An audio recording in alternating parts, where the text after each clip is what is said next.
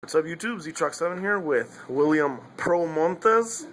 What are your credentials, William? Does it matter, dude? Alright.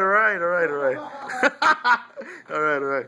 So you got this sexy ass mat. Let's flip it over, dude, so the fans can see. Shout out to SoCal Yu-Gi-Oh! Anyway, that's pretty sick, dude.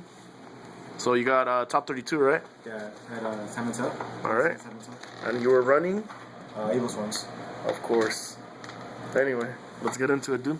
Alright, so the rabbit for the three heliotropes, the three criterions, the three casters, I played three Thunderbirds, and I only played two Magadoras. That was it for Evilswarms. And then I play the one Thunder King. OP. It's good, like it's good when you draw it and you can't go Ophion against like certain decks, like against E-Dragons. Spellbooks. Like, not that it's that great, but like they'll have to waste resources to try to get rid of it. And usually you're gonna have defensive traps to protect them. And yeah, against spellbooks it's pretty much game over if they don't have an out. My spell is 3 spaces, the Rhoda, the book, 2 pandemics. No heavy stone, dude. Wow. That's pretty pro, dude. For traps, I played 2 prisons, 2 mirror forces, 2 fiendish, and the one-ups.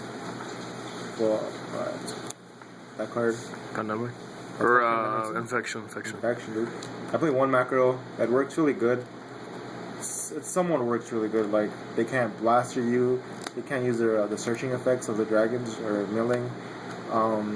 It's sort of good against spellbooks, like it ruins your graveyard, and it's okay against certain other decks. But like I would always let it out, game 2 and 3s.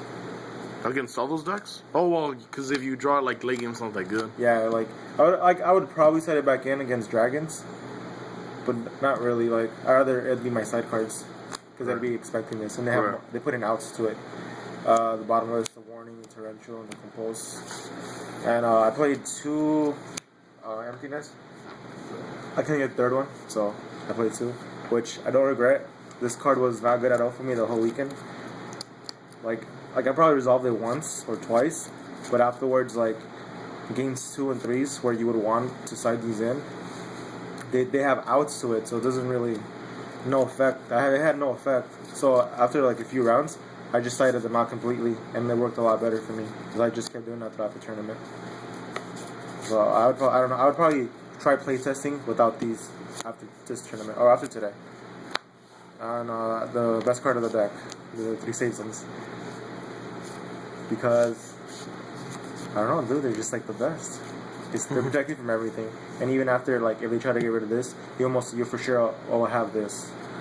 So like I don't know, it's just really hard to get over Ophion in this. And I decided to play, like, I was only playing 2, and I wasn't gonna play any more than that. But my friend Brian Canales, like, what's up, dude? he was telling me how good it was, like, running at 3. So I decided to throw in the 3rd one last minute, and I was playtesting against my friends, like, the previous night, and it was working really good. Like, sometimes you don't draw me, but you want to draw so you put it at 3. Like, it was never dead or anything. Now, like, I would only set it out against, like spellbooks, which, like, I played a few. What about sided extra?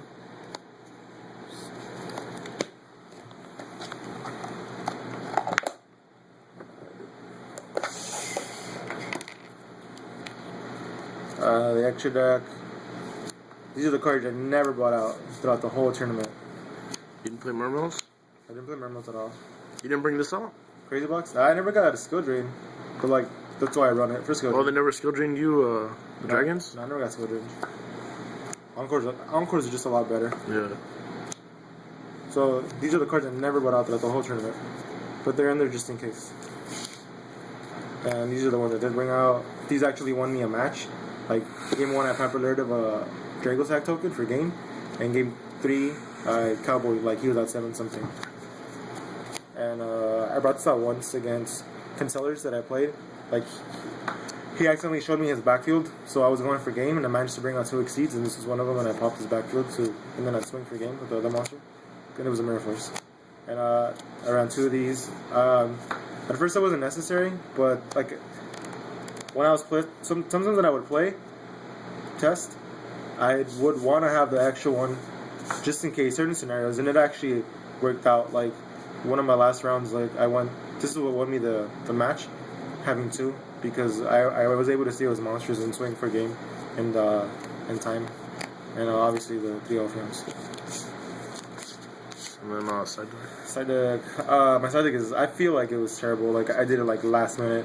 Like I just picked up the deck at my friend's house and like I was asking all my friends for advice on side deck cards. But these are probably the most ones that these are the cards I put in with the work the most.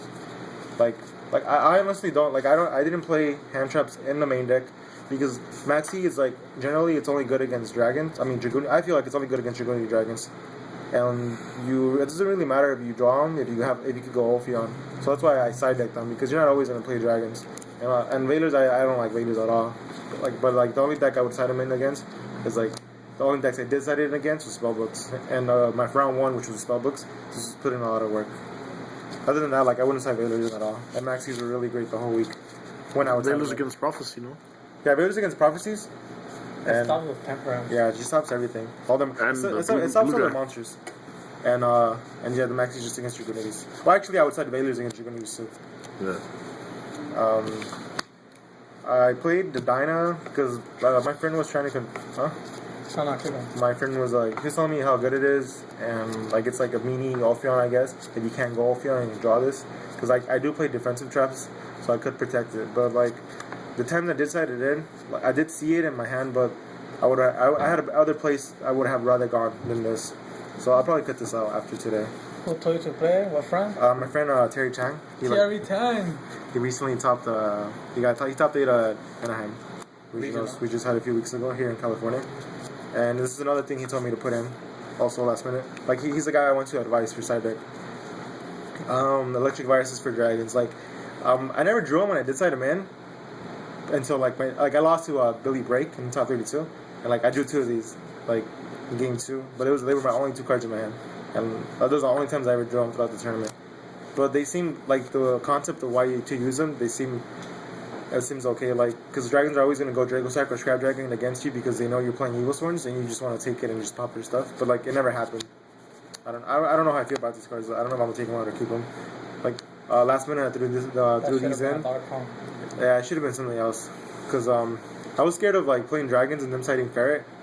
Or Morphing Jar number 2. Just because like while playtesting I kept losing to those cards. But like I never one-sided this in at all. So this for sure is coming out.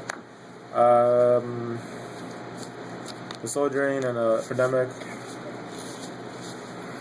I'll probably take this out too. It wasn't that great. And 2 Debunks are amazing. Probably one of my favorite cards of the week.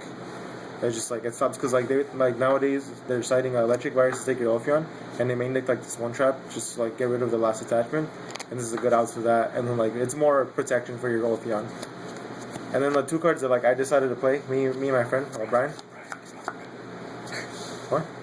Oh yeah, Brian told me to play this. No. Oh, what? This?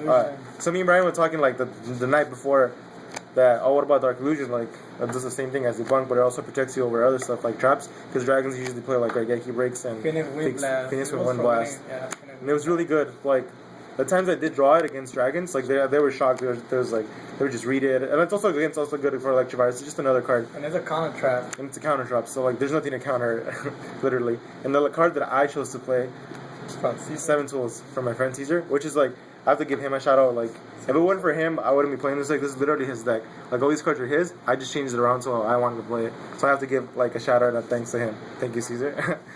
And so this like he told me to play this, but he was playing 2 on inside deck. But like I liked it at 1, and I didn't actually get to play test with this in side decking. But I felt like it would be great because I thought I was gonna play a lot of rogue decks, which I didn't. But like against dragons, like they play a lot of traps towards like game 2 and 3s, and this helped out a lot. He stopped skill drain and return. Yeah, stop skill drain and return, and it's like unexpected. So it was great for me. And catastrophe. And catastrophe. That's the reason why I must say double 7 tool also if I play it. Because of the catastrophe. So yeah, some of them was like. So what was your record in Swiss? Day 1 I won X1. I lost round 3 to Blackwings. It's just hoping the triple world.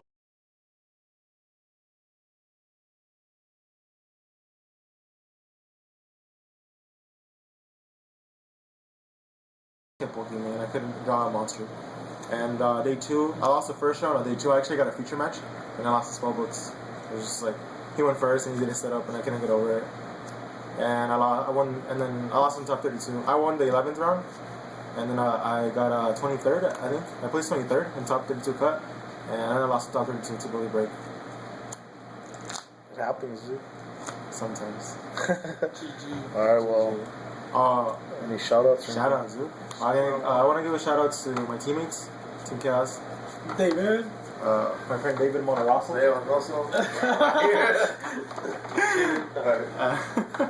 Brian Canales. Brian Canales. Me, Eddie. No, not this guy. Eddie Martinez, dude. He's You pro, got dude. spanked by Billy Break too. I got spanked by Billy Break, dude. Dude, he beat 2 Team Chaos members, dude. What Yeah. the hell? round was it? He's a Team Chaos killer. Round 6. No, round 7. Dude. You're fine. What? Should I do a video, dude? And like I said, like for sure, like Caesar just has to be like the number 1 shout out. And like of course Brian, like he was just like person. Like he's the reason I started to play Evilswarms. And and my local Square One Collectibles, which is where I go play, which is located in Huntington Park, California. If you guys ever want to go. Thanks, dude. Congratulations. Like, comment, subscribe, guys. Thank you, dude. Bye.